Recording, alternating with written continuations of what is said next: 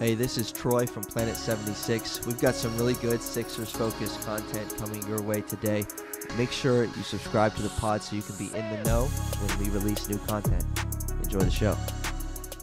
All right, what's going on, Sixers fans? Welcome to another episode of Planet 76. This is episode 140, and it's a good one because the Sixers just got, as Kate Scott said to end the broadcast, their biggest win of this season, 109-105 victory over the Miami Heat down in Miami. And so we're going to break down this one. We're going to talk about what it means, why it's significant, why it's important, because the Eastern Conference standings and the Sixers doing absolutely everything that they can to avoid the play-in tournament. And, just 5 games remaining on the Sixers schedule. And so this was an important one to get.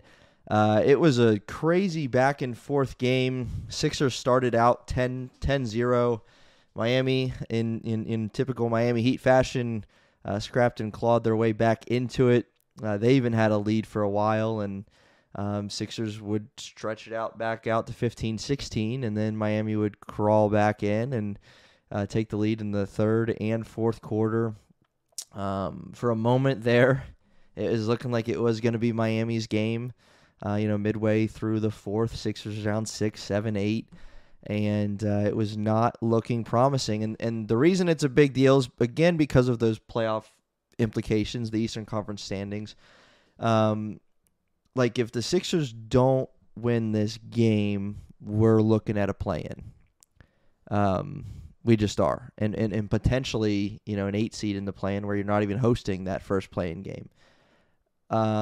Now, could the Sixers still find themselves in the play-in? Yes, but this win over Miami goes a very long way toward any hopes or aspirations or dreams of getting that 6 seed. Michael and I have both talked about it for a long time over the last month or two even, about how important it's going to be for the Sixers to try and avoid the play-in, get the 6 seed. We talked about it on episode 139 if you want to go listen to that, a more full-length episode. But this was a massive victory, and here is why. So the Eastern Conference standings, as you might know, the 6 seed is safe from the play-in, and they would match up with the 3 seed, which right now would be the Cleveland Cavaliers. Right now the 6 is the Indiana Pacers, but they are up just 1 game on the Sixers and only a half game on the Miami Heat, who sit at 7. So right now the Sixers sit at the 8 seed, but just a half game back of Miami and a full game back of Indiana. Those two teams, by the way, play once again before the end of the regular season. So that's going to be a big one coming up in just a few days. So that's happening on Sunday. The Heat and Pacers will do battle on Sunday afternoon, 5 o'clock tip Eastern. So if you're looking for something to do Sunday afternoon, that's kind of a fun one to watch there. Sixers also play on Sunday at 7. And so if you want to start your afternoon by watching the two teams the Sixers are chasing, and then watch the Sixers play their final road game of the regular season against the San Antonio Spurs at 7. That's what you can do there. But a massive win. Okay, this is huge because if the Sixers, again, if they fall to 2.5 back of the 6 seed with 5 to go, it just doesn't look good. Right now, it looks a little better. The Sixers close the regular season with Memphis, San Antonio. As I mentioned, that's the last road game, and then 3 at home against Detroit, Orlando, and Brooklyn. So winnable games. A couple, 2 more road tests, and then 3 at home to close out the season.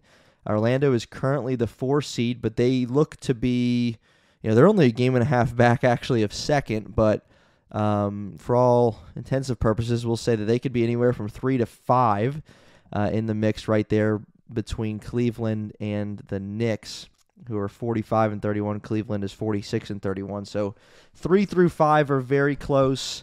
Again, you can throw Milwaukee in there at 47 and 29, but the one that we're watching obviously is the 6, 7, and 8. Indiana, Miami, and the Sixers. And again, Sixers need a little bit of help in a sense, but if you win these games that you are more than capable of winning, that 6th seed could be yours, and that would be such a massive win considering all that the Sixers have gone through this season, considering Joel Embiid, the MVP, averaging 35 points a game on the year, 11 boards, 6 assists, was out for 2 months, and you could somehow, some way, 1, avoid a play-in, 2, find yourself in a first-round matchup with either Cleveland, Orlando, or the Knicks, most likely, one of those 3 teams if you're the 6. That's valuable because you like your chances against one of those 3 teams, as well as they've played this season with a hopefully fully healthy Joel Embiid by that time. You like your chances in that series. But thirdly, if you're the 6 and you, again, we're speculating, we're getting way down the road, probably don't have to do this, just again, but for fun, like if you're the 6, you win your first series, you avoid Boston in round 2. That was obviously a problem the Sixers ran into last year, even in a better season for the Sixers, was that they had to face Boston in round 2, and you wouldn't have to do that. You might have to play Milwaukee and Giannis and Damian Lillard, which isn't a treat, but the Boston Celtics have just been so much better than every other team in the Eastern Conference this year. The later in the playoffs that you would potentially have to play them, the better, as they are 60-16 and they are 33-3 at TD Garden in Boston. That is not something you want. Now, if you make your way into the play-in and you somehow land the 7, after the play-in because you win that first play-in game, the 7, then you are likely going to see a Milwaukee Bucks team in the first round. But the alternative, if you're in the play-in, or one of the alternatives if you're in the play-in, is that you would get the 8 seed, and what you win is a matchup with the Boston Celtics. Not something you'd be looking forward to. Although it'd be a good challenge, not what you want. Not what you want. The other alternative is you make the play-in and then you lose 2 games and you're gone. You're done. Season's over. Embiid came back for nothing. If that, it's lights out. So you can see, because anyone can lose 2 games in a row, and you can see why it's important for the Sixers to keep chasing after that 6th seed and hopefully get it. Okay, a little bit more about tonight's action. 109-105, Sixers over the Miami Heat in Miami. Joel Embiid's 2nd game back since returning from that meniscus injury and surgery. His 2nd game, he was a team low, -19 in the plus-minus category. I just noticed that right now. I couldn't help but mention it. He did have 29 points, 11 of 25 from the field, took a lot of shots. Just got to the line 5 times. That's where he did a lot of his damage on Tuesday against the Thunder, and that kind of come from behind victory as well, where he was big and good. And while he looked fatigued at times tonight, he played 33 minutes. Well, again, a lot of those, similar to Tuesday, were staggered. He didn't play his typical, full-length first quarter and then go sit and then finish out the second quarter. It was very staggered, 4 or 5 minutes at a time, and then a rest, and then 4 or 5 minutes, or 2 minutes to close out a quarter. While the Sixers were trailing, in the fourth, he didn't come back in immediately. He came back with maybe 4.5 minutes left with the Sixers still trailing, and Sixers were able to come out on top. Tyrese Maxey was sensational all night long, almost securing his first career triple-double. He had 37 points, 11 assists, and 9 rebounds. One more would have got him that triple-double. He was 5 of 14 from three-point land, 15 of 26 from the field. Again, he took a lot of shots, but he came out the gate firing and did well and made a couple baskets late to help seal the deal. Kelly Oubre was big again in this one. Another strong fourth quarter performance from him. 41 minutes, 8 of 14 from the field, 18 points, and 8 rebounds to go along with the 2 steals, one which was huge late to help Sixers secure this victory. Other than the fact that there were just some wild runs in this game against Miami, a couple other things that were significant were how the Sixers just allowed Miami to kind of dominate the ends of the first, second, and third quarters in a big way. Sixers would have a double-digit lead, and last minute and a half of those first three quarters, especially second and third. Just careless turnovers, big mistakes, and Miami closed the quarters on a good run. And so that had you feeling not so great when you look up at the scoreboard in the fourth quarter, and Sixers are trailing, and we're heading toward the end of that quarter.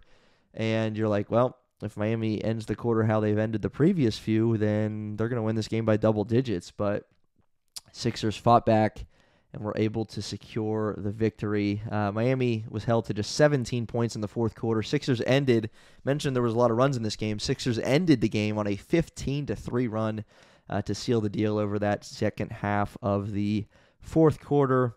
Some other notables: Paul Reed was a plus 23 in his 15 minutes. He was very good, very active. Couple steals, couple blocks, 5 points, a few big rebounds late in this one.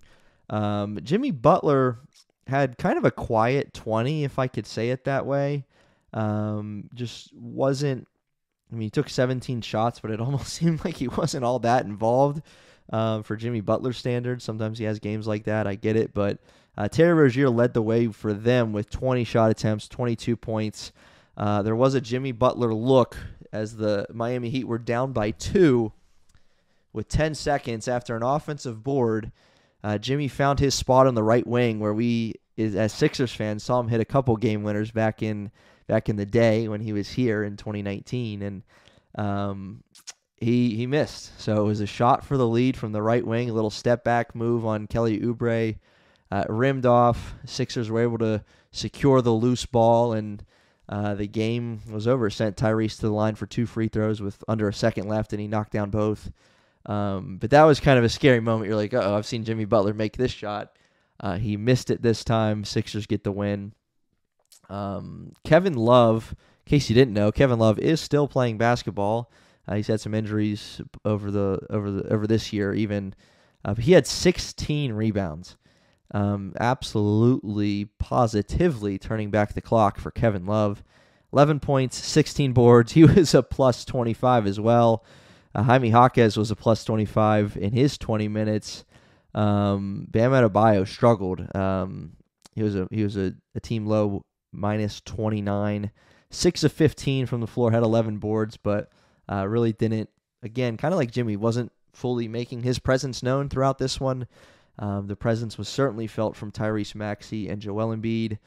Kyle Lowry, again, having a pretty strong game in his 34 minutes for the now 38-year-old Kyle Lowry. He's been a good addition. He even had some minutes where he was playing defense on Jimmy Butler, and he held his own. He's scrappy, we know that, but he's kind of a guy that you're happy to have on your side when he's here, and when you're going against him, you don't like it too much. But Kyle Lowry played well. Really a team effort to secure this victory, this much-needed victory as the Sixers, again, continue to fight. Are they avoiding the play-in yet? No. If the playoffs started today, regular season ended today, they would be in that play-in tournament, but they're only a game back of Indiana for that 6, and Indiana and Miami, Miami only a half game ahead of the Sixers. They are playing this weekend, and so something's going to change there, and then they got a few games left, obviously, both of them on their schedule, just as the Sixers have 5 remaining, 2 on the road and then 3 at home to close it out. And that's a lot jam-packed into this few-minute episode, but this is episode 140 of Planet 76, and we will see you next time. Peace.